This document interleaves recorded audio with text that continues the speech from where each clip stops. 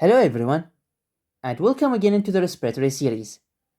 In this video, we are going to talk about the approach to a patient with acute dyspnea. مبدئيا، احنا شو وقت راح نعتبر هذا البيشنت عنده acute dyspnea ونطبق عليه هذا الابروتش اللي راح نتعلمه بهذا الفيديو. نعتبر البيشنت عنده acute dyspnea اذا الديسنيا مالته بشكل عام صار لها مو اكثر من 3 ايام. اوكي؟ يعني اذا هاي الديسنيا مالته developed in the last 72 hours نعتبره عنده acute dyspnea. ممكن هاي الديسنيا developed over seconds، يعني قبل نص ساعة ما كان عنده شيء وراها خلال ثواني صار عنده الديسنيا كلش قوية وهسه اجانا. اوكي، يعني الديسنيا مالته develop over seconds او develop over a day or two. بالحالتين احنا نعتبر هذا البيشنت عنده acute dyspnea وراح نطبق عليه الابروتش اللي راح نسولف عليه هسه. اوكي، الملاحظة الثانية اللي أريد أقولها قبل ما أتحول إلى الأبروتش إنه الكرونيك ديسنيا كوزز اللي راح نسولف عليها بالفيديو عن الأبروتش تو كرونيك ديسنيا هواية من عندها ممكن تجي كفيرست برزنتيشن على شكل أكيوت ديسنيا. أوكي، many of the conditions اللي تؤدي إلى كرونيك ديسنيا ممكن تجي على شكل أكيوت ديسنيا أيضا. زين، نجي للكرونيك الأكيوت ديسنيا. For example نشوف هذا الكيس سيناريو. 50 years old woman، يعني تقريبا 48 years old woman brought to the emergency department complaining of sudden onset dyspnea. فد مرة عمرها 48 سنة جت الطوارئ مخنوقة. اوكي، والخنقة مالتها هاي بدت فجأة. اوكي، انت حاليا يمها، انت المقيمة اللي يمها، شو تفكر؟ شنو الاسباب مالتها؟ شو تاخذ هيستوري من عندها؟ شو تسوي examination؟ شو تدز investigations؟ وشلون تتعامل ويا هاي الكيس مال الاكيوت ديسنيا؟ هذا اللي راح ناخذه بهذا الفيديو. نبدي اولا بالدايجنوستيك فريم ورك. الدايجنوستيك فريم ورك هو كلمه دايجنوستيك فريم ورك انا شرحها قبل بفيديوهات عن الابروتش. معناها هي عباره عن لسته لكل الكوزز اللي ممكن تؤدي الى هذا البرزنتيشن. يعني اللي انا حاط لكم اياه هنا هي عباره عن لسته لكل الاشياء اللي ممكن تؤدي الى اكيوت ديسنيا. بس هاي اللسته هي كلش هوايه، فلازم احنا نقسمها الى حقول حتى احنا نقدر نفكر بيها وحتى احنا نقدر نحفظها. فاكو هواية تقسيمات لهاي الدايجنوستيك فريم ورك مال الاكيوت ديسنيا. ببساطة تقدر تقسمها على الاورجان سيستم، things اللي تطلع من اللانج او اشياء اللي تطلع من الهارت، او اكو اشياء اللي تطلع لا اللانج ولا الهارت. ممكن هذا التقسيم. بس التقسيم اللي حاطه هنا اني هو based on the pathophysiology. يعني شنو؟ يعني احنا الواحد لما يحس بديسنيا shortness of breath هو نتيجة شنو؟ انه الكيموريسبتورز بالبرين حست يا اما بوجود هايبوكسيا، يا اما بوجود هايبر كابنيا elevation بالسي او 2، يا اما بوجود اسيديميا. تمام؟ فانا راح اقسم الاكيوت ديسنيا according to these pathophysiological mechanisms الى ذني الحقول، الى هايبوكسيا، هايبر كابنيا، اسيديميا، poor O2 delivery without hypoxemia and miscellaneous causes. Okay, starting with things that cause hypoxia. pulmonary edema طبعا ممكن تجيب على شكل acute dyspnea، سواء هاي البولمونري edema هي cardiogenic نتيجة heart failure أو non cardiogenic pulmonary edema اللي هي acute respiratory distress syndrome. Also pneumonia, also pulmonary embolism, pleural effusion, COPD exacerbation, interstitial lung diseases, pneumothorax, atelectasis, mucus plugs. All of these ممكن تؤدي إلى acute dyspnea with hypoxia. Things with acute dyspnea that may lead to hypercapnia, elevation the CO2 level in the blood, include COPD exacerbation, asthma exacerbation. بالend stage 1 asthma exacerbation لما نتحول إلى near fatal asthma CO2 يزيد. اوكي، لما يصير respiratory muscle fatigue. And also acute neuromuscular diseases مثلا myasthenia, transverse myelitis or Guillain-Barré syndrome. All of these it affect the muscles of respiration أو nerves مال respiration. بالتالي يصير عندي hypoventilation, and hypoventilation lead to elevation the level of the CO2 in the blood. Also acidemia, elevation of the hydrogen ion in the blood, which is for example ketoacidosis. في حالات مثلا diabetic ketoacidosis البيشنت يجون with rapid deep breathing، يعني يجون عندهم dyspnea نتيجة الأسيدوسيس. Also lactic acidosis, for example patient اللي عنده sepsis for example يصير عنده lactic acidosis. Also there are causes of poor O2 delivery to the tissues، يعني hypoxia without hypoxemia. احنا شارحين فيديو الفروقات بين الهايبوكسيا اللي هي poor O2 delivery to the tissues وهايبوكسيا اللي هي poor O2 content of the blood. بهاي الحالات مثلا اللي هي الانيميا، اللو output heart failure and obstructive shock مثلا بحالات الماسف pulmonary embolism، tamponade، tension pneumothorax، بذني الحالات يصير poor O2 delivery to the tissues بس ممكن انه ما عندي hypoxemia. And also there may be miscellaneous causes like for example coronary artery disease يسموها بالangina equivalent، يعني البيشنت اللي عنده angina هو typically المفروض يجيب chest pain بس ممكن انه يجي على شكل acute dyspnea خصوصا بالdiabetics، بالelderly، بالfemales. تمام. and also مثلا البيشنت اللي عندهم upper airway obstruction for example anaphylaxis، angioedema ممكن يجون على شكل acute dyspnea. البيشنت very important الanxiety and the panic attack. اوكي، البيشنت اللي يجون panic attack ايضا يجون انه يتنفسون بسرعه فممكن انه يشكي من dyspnea. and also pain due to any reason anywhere in the body. البين ممكن يؤدي الى انه الشخص يقوم يتنفس بسرعه. فذني هي عباره عن لسته لكل الاشياء اللي ممكن تؤدي الى الديسنيا، تقدر تفكر بيها بهاي الطريقه.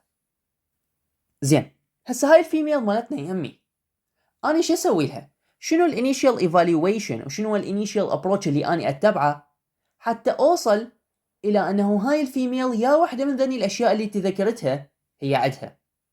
فانت لازم تبدي with a focused history, a focused clinical examination and a baseline investigation. ذني الاشياء اللي يسويها بالبدايه، ما يحتاج ترتبك، تبدي بالخطوات.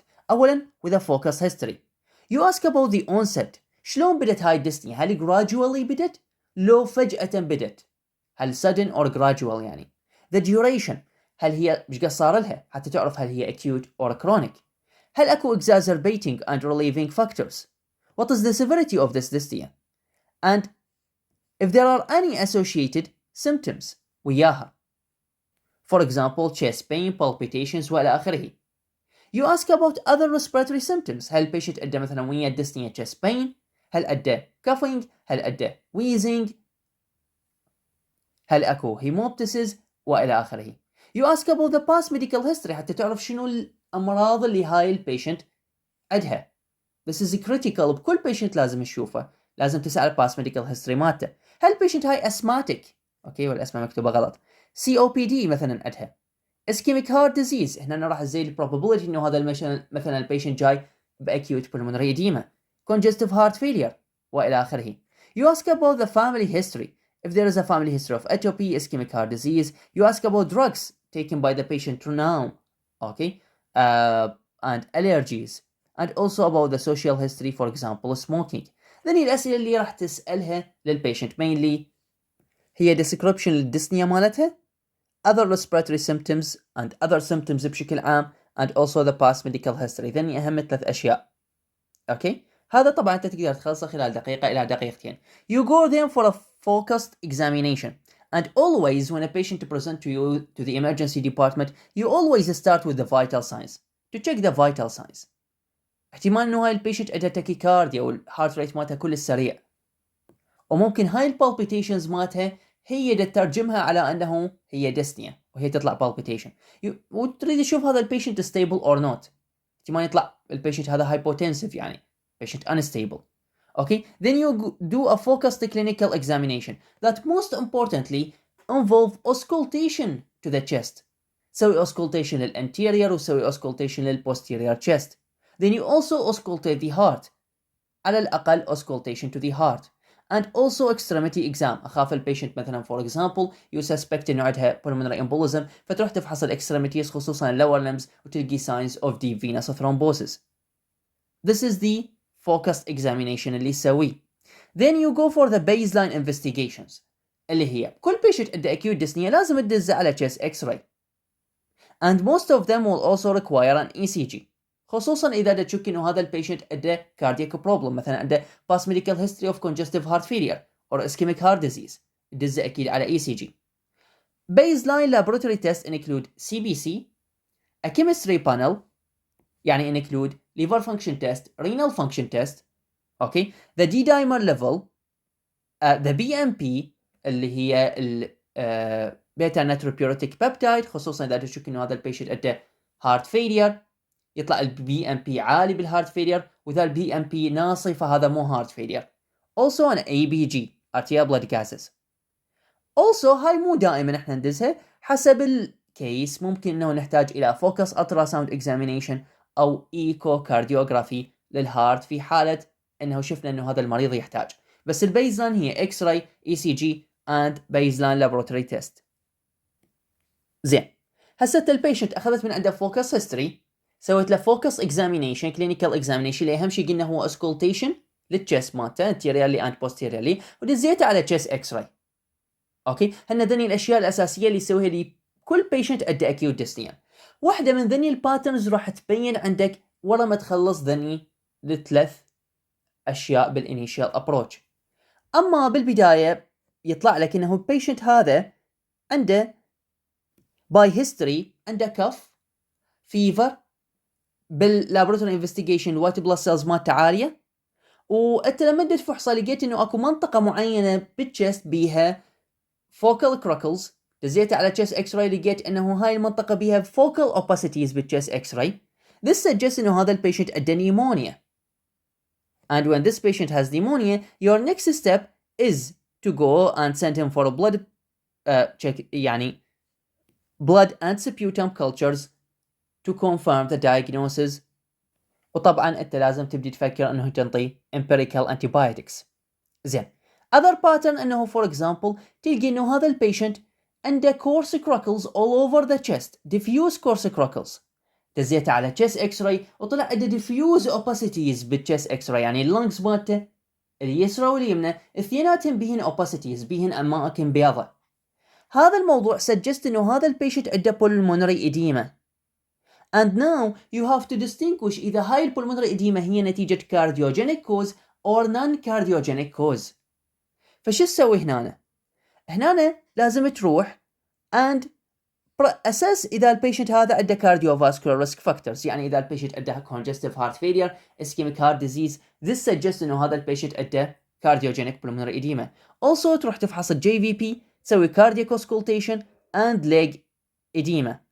إذا لقيت بالكاردياك auscultation S3، إذا لقيت leg edema، وإذا لقيت إنه الجي في بي عالي، this all suggests إنه هذا البيشنت عنده cardiogenic pulmonary edema. ممكن تدز على بي ام بي، إذا لقيت البي ام بي عالي this suggests heart failure and pulmonary edema due to heart failure. ECG تدز عليه.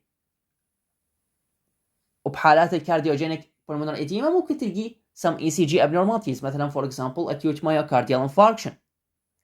And also consider additional radiographic features اللي موجودة بالchest x-ray، يعني إذا لقيت بالchest x-ray إنه هاي الopacity صايرة central، أكو وياها Kerley lines، أكو وياها pleural effusion. All of these suggest that this pulmonary edema is cardiogenic.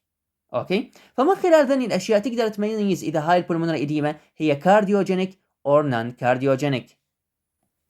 أوكي، other patterns اللي ممكن تطلع لك، إذا جيت فحصت الchest ولقيت إنه أكو diffuse fine crackles in the chest، ودزيت على chest x-ray قلنا إنه هي high baseline، وطلع لك diffuse interstitial opacities بالchest x-ray.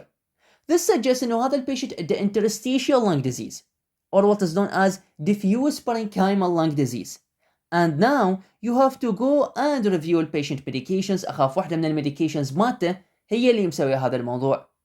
And also assess the occupational, environmental and animal exposure. يعني you have to see إذا هذا interstitial lung disease أو diffuse parenchymal lung disease هو due to a non-cause or idiopathic. Okay? And also بهاي الحالة تحتاج إنه تدز هذا المريض على chest CT scan حتى تقدر تشوف هذا interstitial lung disease بصورة أفضل. إذا البيشنت لقيته هو مخنوق وجيت فحصته لقيت إنه عنده unilaterally decrease in the breathing sounds، يعني أكو جهة بالصدر بالchest مدى تسمع بيها البريدنج ساوندز، ودزيته على chest x-ray طلع عنده pleural effusion بالchest x-ray. That said, this patient has a pleural effusion and your next step is to do diagnostic thoracocentesis حتى تشوف شنو الكوز مال هذا الpleural effusion. إذا البيشنت لقيت عنده unilaterally decreased breathing sounds ودزيته على chest x-ray وطلع عنده pneumothorax بالchest x-ray، That's it. This patient has pneumothorax. And your next step is أما أسوي aspiration، أما أسوي chest tube لهذا البيشنت. والفurther work up طبعا يعتمد على الاتيولوجي مال هذا النيموراكس، هل هو spontaneous، هل هو traumatic pneumothorax، هل هو for example secondary pneumothorax وإلى آخره. other patterns اللي ممكن تطلع لك، البيشنت for example تيجي تسمع الرئة مالته وتلقي بأنه اكو bilaterally decreased breathing sounds بالرئتين، تلقي انه هذا البيشنت عنده wheezing and دز على chest x-ray، والchest x-ray ما بيها opacities، مجرد انه الرئة ممكن تلقيها hyper inflated يعني hyper inflated left و right lung bilaterally. This suggests يا اما هذا البيشنت عنده أزمة يا اما عنده COPD exacerbation. اوكي، فتسأله ببساطة هذا البيشنت إذا هو عنده history of أزمة ف this is an asthma exacerbation، إذا هو مدخن وكبير بالعمر وعنده COPD ف that's it، this is a COPD exacerbation. بالاي بي جي ممكن تلقي عنده هايبركابنيا، خصوصا البيشنت اللي عنده COPD. اما البيشنت اللي عنده أزمة إذا لقيت هايبركابنيا فهذا البيشنت ما بقى له شيء ويودع، فلازم تنتبه له كل زين. اوكي، بالchest x-ray مثل ما قلنا ممكن تلقي هايبر inflation. زين، and at this time the diagnosis of asthma or COPD or exacerbation هو clinically diagnosed, and just rule out the alternative explanations مثلا وجود pneumothorax، وجود chest infection والى آخره. and ممكن انه تضيف diagnostic trial of bronchodilators او steroids اذا ما مبين عندك هذا البيشنت هو أزمة او COPD. اوكي، اذا البيشنت اجاك acutely dyspneic، جيت حطيت عليه الاوكسيمتري مالتك الجهاز اللي انت مشتريه، وطلعت بانه الاكسجين ساتوريشن مالته لو اوكسجين ساتوريشن، طلع مثلا الاكسجين فور اكزامبل 90%، لو اوكسجين ساتوريشن. فحصت اللنجز bilaterally ولقيت بانه اللنج examination is normal, good air entry and no added heart sounds. دزيت على chest x-ray and the chest x-ray is normal. This situation suggests انه هاي البيشنت عندها pulmonary embolism. A normal chest x-ray in the presence of severe dyspnea تخليك تفكر بالpulmonary embolism. Okay. Additional supportive features include a pleuritic chest pain إذا البيشنت عندها pleuritic chest pain اللي هو pain that increases by inspiration and increases by coughing. Also إذا البيشنت عندها risk factors for pulmonary embolism، يعني يقول لك إنه هي طالعة من عملية قبل كم يوم. Okay. خصوصا females undergoing cesarean sections. Also إذا جيت وفحصت الرجل مالتها ضمن ال examination focus examination ولقيت عندها signs of DVT بالexamination. اوكي، يعني لقيت انه الليجز مالتها tender, swollen, hot and edematous، بهاي الحالة تفكر انه هاي البيشنت عندها DVT which cause her to develop pulmonary embolism. And your next step بهاي الحالة طبعا depending on Wells score اللي احنا ماخذيها وسولفين عليها بمحاضرة البولمونري امبوليزم، يا اما تدز على دي دايمر يا اما تدز على CT angiogram. اذا البيشنت at low risk of pulmonary embolism تروح للدي دايمر، اذا البيشنت at high risk تروح للCT angiogram. زين، عادة البيشنت اللي يجون عندهم acute dyspnea يعني هم يعني صار لهم مختنقين يوم يومين ودزيد عليهم، راح يطلع عندهم واحدة من الباترنز اللي حكيناها، وواحدة من الدايجنوسيز اللي احنا سولفنا عليهن هسه بذني الباترنز. تبقى عندنا فد سالفة، إذا البيشنت مالته الديسنيا developed very quickly and suddenly، يعني البيشنت خلال خلينا نقول دقيقة، قبل دقيقة ما كان بيشي، حاليا بهاي الدقيقة هو كلش ديسنيك كلش مختنق. يعني إذا ال onset of dyspnea over a few minutes or less، هذا ال very sudden onset of dyspnea suggest واحدة من ذني الأشياء to be the diagnosis، يا أما pulmonary embolism يا أما acute myocardial infarction يا أما pneumothorax يا أما tachyarrhythmia. يعني مثلا for example a supraventricular or a ventricular tachycardia ممكن تؤدي إلى أنه البيشنت يصير عنده هاي الخنقة over a few minutes أو حتى ممكن خلال ثواني. تصير هاي الشغلة اللي هي pneumothorax pulmonary embolism والبيشنت قبل 10 ثواني ما بيشي، حاليا مخنوق كلش. اوكي. and also among البيشنت اللي يجون عندهم acute dyspnea، إذا لقيت أكو هايبوكسيا أو ما لقيت أكو هايبوكسيا، والحقيقة أنت ما تلقي الهايبوكسيا، تلقي الهايبوكسيميا which is the low auto content of the blood. هي الحقيقة minimally diagnostically helpful. Most causes of dyspnea ممكن تجي either with or without hypoxia. يعني الفكرة أنه شنو؟ إذا البيشنت جاك مخنوق وجيت حطيت مالتك الأوكسيميتر ولقيت أنه هذا البيشنت عنده هايبوكسيا، هذا ما يفرق لك. يعني هو هاي الهايبوكسيا لا راح توديك إلى diagnosis معين، ولا راح تقول لك انه هذا الدايجنوسيس هو مو هيك شيء. عدا ممكن شنو مثلا الانكزايتي انت ما تتوقع انه البيشنت will develop hypoxia. فتقريبا عدا الانكزايتي والبانيك اتاك all other causes of acute dyspnea ممكن تجي وياها هايبوكسيا او ماكو وياها هايبوكسيا. تمام. التايب اوف breathing ممكن انه يساعدك. اذا البريذنج كان rapid and unusually shallow breathing this suggests COPD, asthma or an anxiety. إذا البيشنت deep breathing this suggests the presence of metabolic acidosis، خصوصا إذا البيشنت diabetic diabetes type 1 and عنده بقية الفيتشرز مثلا of ketoacidosis and so on. فسجست إنه البيشنت هذا عنده metabolic acidosis، وهذا هو الكوز مول breathing اللي هو compensatory respiratory alkalosis لهذا الميتابوليك acidosis.